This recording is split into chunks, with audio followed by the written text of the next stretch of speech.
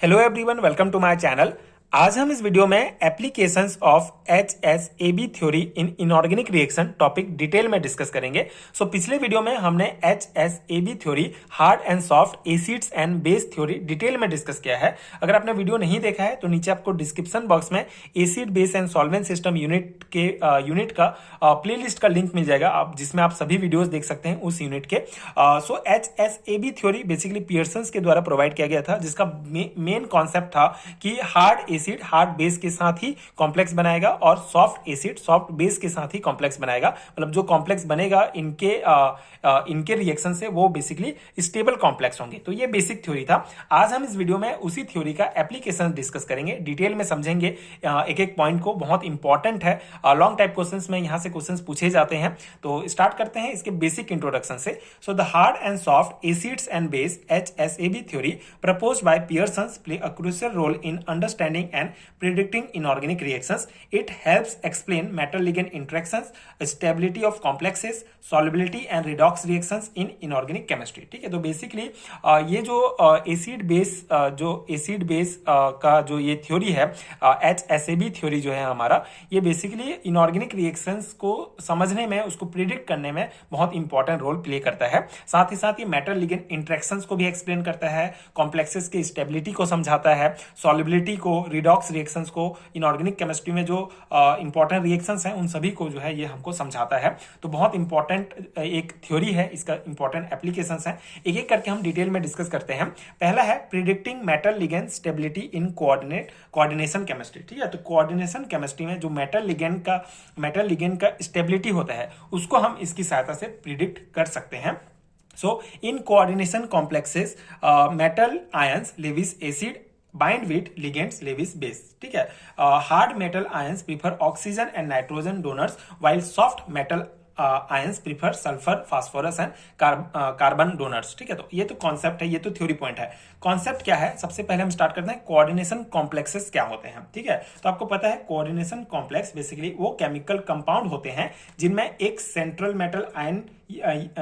Metal atom या ion होता है जो लिगेंड से घिरा होता है। ठीक है, जो लिगेंड से घिरा होता है। और ये जो लिगेंड्स क्या होते हैं, लिगेंड्स बेसिकली वो मॉलिक्यूल या आयंस होते हैं जो मेटल्स के साथ कोऑर्डिनेट बॉन्ड बनाते हैं। ठीक है, तो ये हमारे कोऑर्डिनेशन कॉम्प्लेक्स कहलाते हैं। जैसे एग्जांपल्स अगर हम देखें तो हम लेते हैं CuNH3 2+। ठीक है, ये हमारा एक कंपाउंड है जिसमें जो Cu कॉपर है हमारा क्या है, सेंट्रल मेटल है। ठीक है, एंड सेंट्रल मेटल एटम है, और ये NH3 हमारा क्या है, लिगेंड है। ठीक है, तो ये जो Cu है हमारा, जो Cu2+ आयन के फॉर्म में होगा, ये क्या है हमारा, लेविस एसिड है। ठीक है, लेविस एसिड है क्योंकि ये इलेक्ट्रॉन पेयर एक्सेप्ट करेगा। और ये जो NH3 है ये हमारा लेविस बेस है क्योंकि ये इलेक्ट्रॉन पेयर डोनेट करेगा। ठीक है, ये NH3 जो है एज अ लिगेंड की तरह यहाँ काम कर रहा है, जो एक लेविस बेस है क्योंकि ये इलेक्ट्रॉन पेयर डोनेट कर सकता है। और Cu जो है हमारा इस कंपाउंड में सेंट्रल मेटल एटम है जो 2+ आयन के फॉर्म में है, तो ये बेसिकली इलेक्ट्रॉन जो है पेयर एक्सेप्ट करेगा, इसलिए ये हमारा लेविस एसिड है। तो ये कॉन्सेप्ट हो गया बेसिकली। अब यहाँ पे क्या कहा गया है कि कोऑर्डिनेशन कॉम्प्लेक्स में मेटल आयंस जो होंगे वो लेविस एसिड होंगे, जो लेविस बेस मतलब लिगेंड्स के साथ जो है वो बाइंड होंगे, है ना। And hard metal ion prefer oxygen and nitrogen donor while soft metal ion prefer sulphur phosphorus and carbon donor. अब यहाँ पे कॉन्सेप्ट क्या कहा है कि HSAB कॉन्सेप्ट के अनुसार हार्ड एसिड हार्ड बेस के साथ ही जुड़कर स्टेबल कॉम्प्लेक्स बनाते हैं। जैसे अगर हम यहाँ पे एग्जांपल्स देखें तो Fe3+ हार्ड एसिड है हमारा, प्रीफर हार्ड बेस। ठीक है, तो ये जो हमारे हार्ड एसिड्स हैं जो as a central atom ion है, वो क्या प्रीफर करते हैं, हार्ड बेस प्रीफर करते हैं। तो इसका जो हमारा लिगेंड होगा वो या तो F- होगा या H2O होगा या OH- होगा। ठीक है, ये लिगेंड्स के साथ ही ये जो है Fe3+ है क्योंकि ये हार्ड एसिड है, तो ये हार्ड बेस के साथ ही जुड़ेगा। अगर मतलब जैसे अगर यहाँ पे क्या समझाया गया है कि हम कैसे जो है किसी भी कोऑर्डिनेशन केमिस्ट्री में मेटल लिगेंड स्टेबल है या अनस्टेबल है ये कैसे पता कर सकते हैं। बहुत सिंपल सा कॉन्सेप्ट है। हम सेंट्रल मेटल आयन देखेंगे, अगर ये हमारा हार्ड एसिड है और ये हार्ड बेस लिगेंड के साथ जुड़ा हुआ है, तो ये जो हमारा कंपाउंड है वो स्टेबल होगा, ठीक है, स्टेबल कॉम्प्लेक्स होगा, ठीक है। उसी प्रकार अगर हम Hg2+ जो हमारा सॉफ्ट एसिड है वो क्या करेगा, सॉफ्ट बेस के साथ ही जुड़ना प्रीफर करेगा, जैसे S2- या Cn- साइनाइड के साथ। तो ये Hg जो हमारा सेंट्रल मेटल आयन है, अगर ये SCN के साथ जुड़ा हुआ है तो हमको पता चल गया कि ये हमारा सॉफ्ट एसिड है और ये हमारा सॉफ्ट बेस है, तो दोनों आपस में जुड़े हुए हैं, मतलब ये जो कॉम्प्लेक्स हमारा वो स्टेबल कॉम्प्लेक्स है। तो इस प्रकार से हम HSAB थ्योरी का उपयोग करके पता कर सकते हैं कि कोई कॉम्प्लेक्स स्टेबल है या अनस्टेबल है। कैसे पता करेंगे, सिंपल सा देखेंगे, सेंट्रल मेटल आयन अगर हमारा हार्ड एसिड है और उसका लिगेंड अगर हमारा हार्ड बेस है तो क्या हो गया, हमारा स्टेबल कॉम्प्लेक्स है। उसी प्रकार अगर हमारा हार्ड सॉफ्ट एसिड है सेंट्रल मेटल आयन और सॉफ्ट बेस है हमारा लिगेंड, तो वो भी स्टेबल कॉम्प्लेक्स होगा। तो इस प्रकार से thus the HSAB principle help predict which ligand will form strong metal complexes, ठीक है। तो ये हम प्रिडिक्ट कर सकते हैं कि कौन सा लिगेंड अगर हम उस सेंट्रल मेटल आयन के साथ जोड़ेंगे तो हमको जो है स्ट्रॉन्ग जो कॉम्प्लेक्स है वो बहुत ज्यादा स्टेबल बनेगा, ये भी हम प्रिडिक्ट कर सकते हैं, ठीक है। तो ये पहला इसका एप्लीकेशन हो गया। आई होप कि आपको कॉन्सेप्ट समझ में आ गया होगा, बस यही इसका बेसिक कॉन्सेप्ट है। सेकेंड है हमारा explaining solubility of inorganic compounds. अब यहाँ पे कॉन्सेप्ट क्या है, hard interactions lead to low solubility while soft interaction enhance solubility, ठीक है। तो अगर हमारा हार्ड का इंटरेक्शन होगा तो जो सॉल्युबिलिटी होगा वो लो सॉल्युबिलिटी होगा। उसी प्रकार अगर सॉफ्ट इंटरेक्शन होगा तो उसका सॉल्युबिलिटी जो है वो बढ़ जाएगा। जैसे एग्जांपल्स में हम समझते हैं, पहला हमारा एग्जांपल है CaF2, ठीक है। हमारा CF2 में अगर ये जो है दोनों हार्ड है, इसको अगर हम तोड़ेंगे तो क्या होगा, हमारा ये Ca2+ आयन है, ठीक है, हमारा कैल्शियम आयन जो क्या है हमारा हार्ड एसिड है, ठीक है। उसी प्रकार F- आयन है हमारा, ये फ्लोराइड आयन है जो क्या है हमारा हार्ड बेस है, ठीक है। तो हार्ड एसिड और हार्ड बेस है, हार्ड है दोनों, तो जो है वाटर में इनसॉल्युबल होगा क्योंकि इन दोनों के बीच क्या है हमारा स्ट्रॉन्ग इंटरेक्शन होता है, ठीक है। ये पहला कॉन्सेप्ट है। तो ये हो गया, and because the strong ionic interaction, ठीक है, दोनों के बीच स्ट्रॉन्ग आयनिक इंट्रैक्शन होगा क्योंकि ये हार्ड एसिड है और ये हार्ड बेस है, तो हार्ड अगर मिलते हैं तो वो वाटर में इनसॉल्युबल होते हैं। सेकंड कॉन्सेप्ट है, सेकंड जो एग्जांपल है हमारा वो है AgI, ठीक है। AgI हमारा है जिसमें इसको अगर हम तोड़ें तो Ag+ हो जाएगा, हमारा सिल्वर आयन हो गया और ये हमारा आयोडाइड आयन हो गया, ठीक है। तो ये जो है हमारा क्या है, सॉफ्ट एसिड है और ये सॉफ्ट बेस है, तो सॉफ्ट इंटरेक्शन होगा तो ये भी जो है वाटर में इनसॉल्युबल होता है, ठीक है, वाटर में इनसॉल्युबल होता है, लेकिन soluble in soft donor ligands like CN। अब यहाँ पे देखिए, मतलब सॉफ्ट भी होगा तो मतलब सॉल्युबिलिटी इनहेंस होता है लेकिन सॉल्युबल नहीं होता है वाटर में, ठीक है। हार्ड है तो वाटर में बिल्कुल इनसॉल्युबल है, लेकिन सॉफ्ट है वो भी इनसॉल्युबल होता है।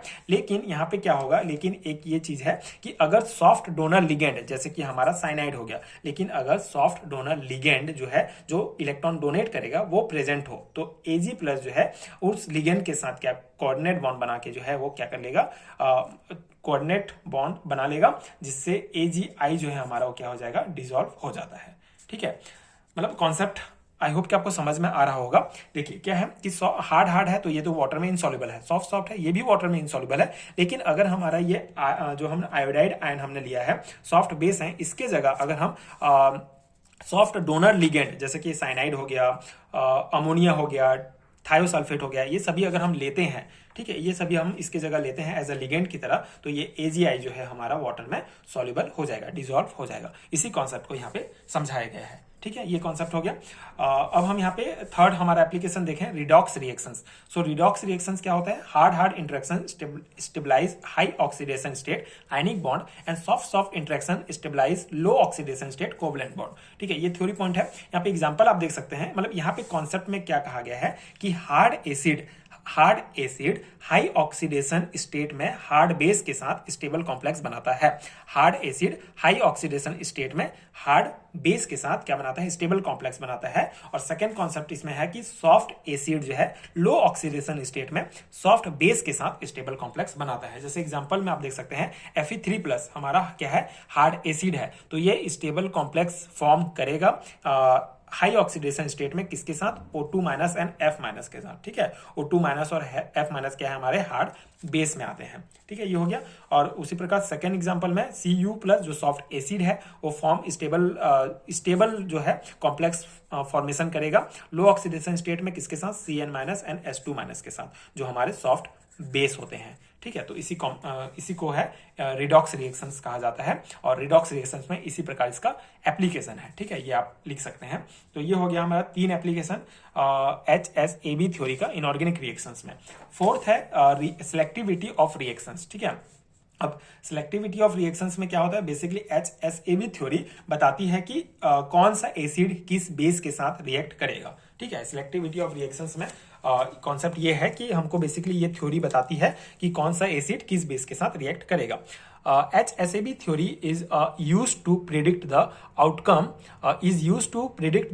of few of the reactions. We can predict whether the reactions proceed to the right or left based on soft and hard base interactions. ठीक है, based on soft and hard base interactions. तो basically इसमें हम जो है predict कर सकते हैं किसी भी रिएक्शंस को। जैसे एग्जांपल्स के द्वारा ही हम समझते हैं। पहला है हमारा the reactions between AsF3 and PI3 is possible and proceed to the right since AS3 plus is softer than P3 plus and I minus is softer than F minus। ठीक है, अब यहाँ पे ये तो थ्योरी पॉइंट है, हम इसके एग्जांपल को ही समझते हैं। यहाँ पे कॉन्सेप्ट क्या कहा गया है कि जो हमारा AsF3 जो हमारा आर्सेनिक ट्राइफ्लोराइड है, ये ट्राइफ्लोराइड है, वो क्या करेगा, जो हमारा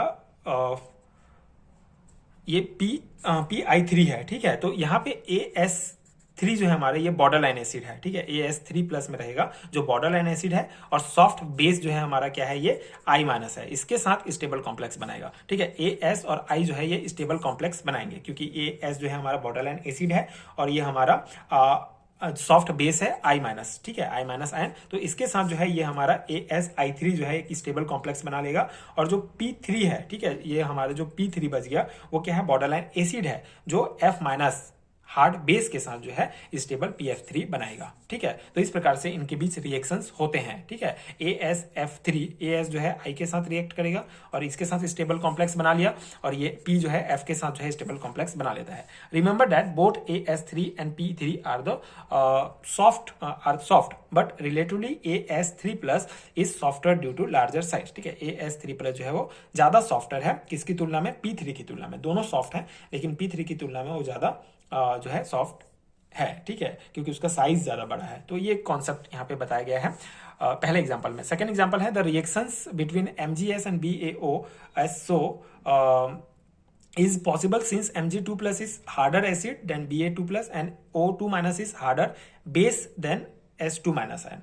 तो यहाँ पे भी वही कॉन्सेप्ट कहा गया है। देखिए यहाँ पे हम Mg2 प्लस ये हो जाएगा हमारा जो हार्ड एसिड हो जाएगा, और S2 माइनस है जो सॉफ्ट बेस हो जाएगा। ठीक है, और BaO की बात करें तो Ba2 प्लस होगा हार्ड एसिड हो जाएगा, O2 माइनस में हार्ड बेस हो जाएगा। तो ये जो है हमारा, ये दोनों जो है बेसिकली हार्ड एसिड है और ये सॉफ्ट बेस है। तो ये जो कॉम्प्लेक्स बना है वो लेस स्टेबल है, किसकी तुलना में, इसकी तुलना में, क्योंकि इसमें ये हार्ड एसिड है और ये हार्ड बेस है। तो दोनों जो है हार्ड है, इसीलिए ये हमारा स्टेबल कॉम्प्लेक्स बना हुआ है, और ये हमारा अनस्टेबल कॉम्प्लेक्स है, मतलब लेस स्टेबल है। तो यहाँ पे क्या करेगा, ये Mg जो है ये O के साथ रिएक्ट करके क्या बनाएगा, MgO, जो कि इसकी तुलना में जो है क्या हो जाएगा, हमारा स्टेबल कॉम्प्लेक्स हो जाएगा। ठीक है, ये कॉन्सेप्ट यहाँ पे बताया गया है। तो ये हमारा स्टेबल कॉम्प्लेक्स बन जाएगा, और ये जो रिएक्शन है ये फॉरवर्ड डायरेक्शन में होगा, क्योंकि जो हार्ड एंड सॉफ्ट जो पेयर है वो बेसिकली इस फॉर्मेशन को जो है आगे बढ़ाता है। ठीक है, तो ये कॉन्सेप्ट हो गया। P2F4 can be prepared by treating PF2I with mercury SO। ठीक है, अब यहाँ पे जो है अगर हम PF2I को मरकरी के साथ रिएक्ट करते हैं तो in this reaction it is iodine rather than fluorine that is removed from PF2I। अब यहाँ पे देखिए जो हमारा Hg है ये हमारा क्या है, सॉफ्ट एसिड है। तो सॉफ्ट एसिड जो है ये सॉफ्ट बेस के साथ, ठीक है, सॉफ्ट एसिड सॉफ्ट बेस के साथ ये हमारा बना लेगा Hg2I2। ठीक है, जो एक तो यहाँ पे ये बेसिकली ये सॉफ्ट एसिड है, ये सॉफ्ट बेस है, दोनों आपस में बाइंड करके ये स्टेबल कॉम्प्लेक्स बना लेंगे। दोनों सॉफ्ट हैं, इसीलिए जो है ये स्टेबल कॉम्प्लेक्स बनाएंगे। उसी प्रकार जब हम मतलब ये एक Hg2I2 जो है एक स्टेबल कॉम्प्लेक्स है जो नॉर्मली जो है प्रिसिपिटेट की तरह काम करता है। ठीक है, तो यहाँ पे कॉन्सेप्ट वही है कि हमारा जो ये सॉफ्ट एसिड है और ये सॉफ्ट बेस है, दोनों आपस में जुड़ेंगे, बाइंड होंगे, और ये हमारा Hg2I2 एक स्टेबल कॉम्प्लेक्स बनाएंगे, एक स्टेबल कंपाउंड बनाएंगे जो नॉर्मली जो है प्रेसिपिटेट की तरह काम करता है। यहाँ पे P2F4 में क्या है, बेसिकली P2F4 बचेगा क्योंकि इसमें P3, ये जो P है ये P3 प्लस एक बॉर्डरलाइन एसिड है और ये F माइनस जो है हार्ड बेस है, ठीक है। ये बॉर्डरलाइन एसिड और हार्ड बेस है, तो ये एक साथ ऑलरेडी स्टेबल है, ठीक है, इसीलिए इनका कोई रिएक्शन नहीं होगा, यहाँ पर ये बचेगा और ये एक स्टेबल कॉम्प्लेक्स बनेगा इस रिएक्शन में, ठीक है। तो ये रिएक्शंस के सेलेक्टिविटी के लिए कॉन्सेप्ट है, ये आप लिखेंगे, ठीक है, आपके थ्योरी एग्जाम में। तो ये था पूरा कॉन्सेप्ट, ये था 4 इंपॉर्टेंट एप्लीकेशंस HSAB थ्योरी का इनऑर्गेनिक रिएक्शंस में, ठीक है। तो आई होप कि आपको चारों जो एप्लीकेशन हमने डिस्कस किया वो समझ में आ गया होगा, यानी नोट्स आपके एग्जाम प्रिपरेशंस के लिए हेल्पफुल रहा होगा। बेसिक कॉन्सेप्ट जो मुझे समझ में आया है मैंने समझाने का प्रयास किया, तो आई होप कि आपको समझ में भी आया होगा। एंड अगर आपको हैंडरिटन नोट चाहिए PDF फॉर्म में, जो नीचे आपको डिस्क्रिप्शन बॉक्स में लिंक मिलेगा, वहां से आप नोट्स डाउनलोड कर सकते हैं। नोट्स पेड है तो सर्टेन अमाउंट आपको पे करना पड़ेगा, उसके बाद आप पूरे यूनिट का नोट्स, पूरे सब्जेक्ट का नोट्स डाउनलोड कर सकते हैं, जिससे आप इजीली जो है प्रिपेयर कर सकते हैं अपने एग्जाम्स के लिए। एंड वीडियो अगर हेल्पफुल है तो आगे की वीडियोस देखने के लिए चैनल के साथ जुड़े रहिए। Thank you so much for watching.